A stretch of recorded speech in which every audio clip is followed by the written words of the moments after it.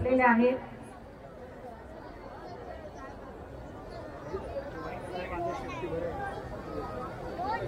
अशोकनगर गोविंद पथक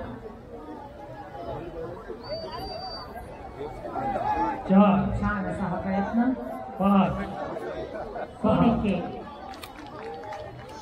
6 थर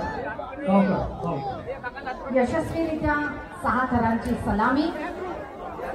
सगळ्यांचे हात वरती.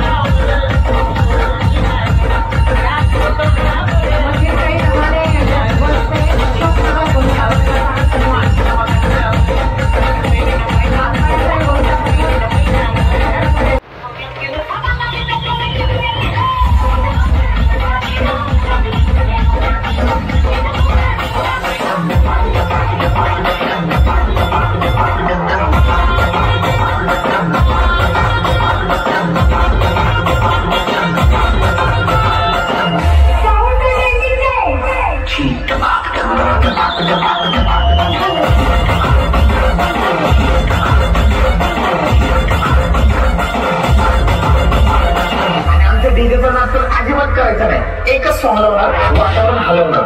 माहिती ना मग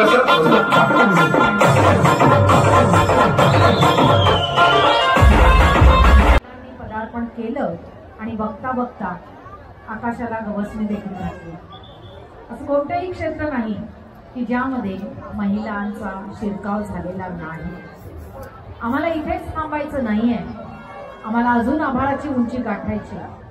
पण ही आभाळाची उंची गाठत असताना जर आम्हाला कोणी अटकाव केला, जर आमच्यावर अत्याचार झाला, तर नराधमाचे हात मुळासकट उखडून काढायचे आहेत.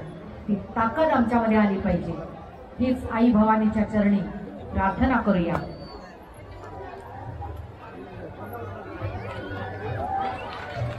पाच थर आणि यशस्वी सलामी. अरे वा.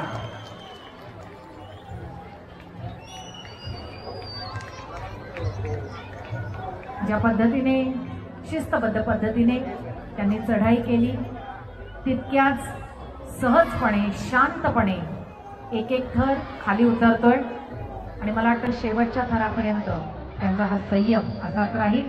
सुंदर.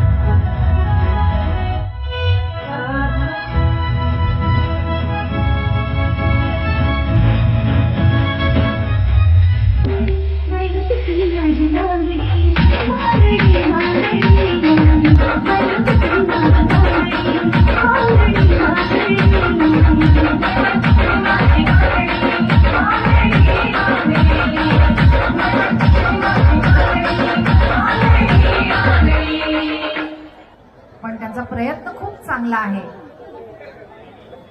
म्हणजे कसं असतं ना, आमच्या मनगटातली ताकद तुम्ही बघा, आमची संख्या बघू नका, असंच काहीसं सांगणं.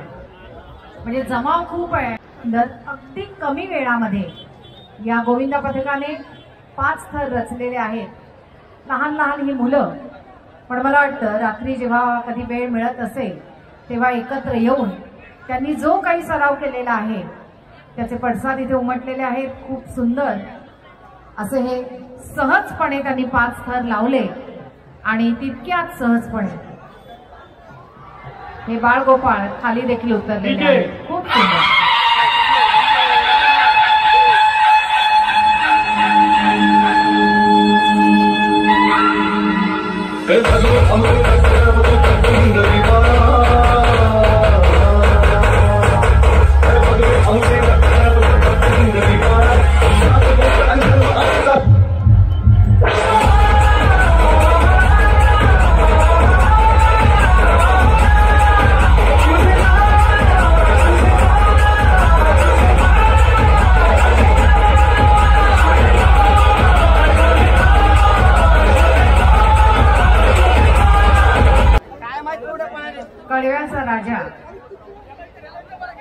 कळव्याच्या राजासाठी जरा जोरदार टाळ्या वाजूया.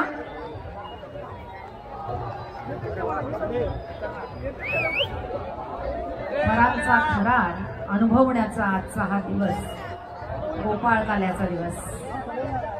अति कलात्मक अशी रचना, 1 2 3 थर अगदी सहज उभे राहिलेले.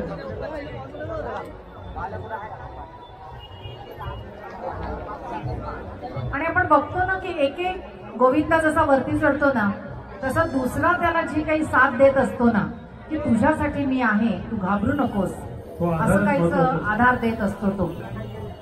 हे खरोखर खूप महत्वाचं आहे आपल्या वैयक्तिक आयुष्यात सुद्धा.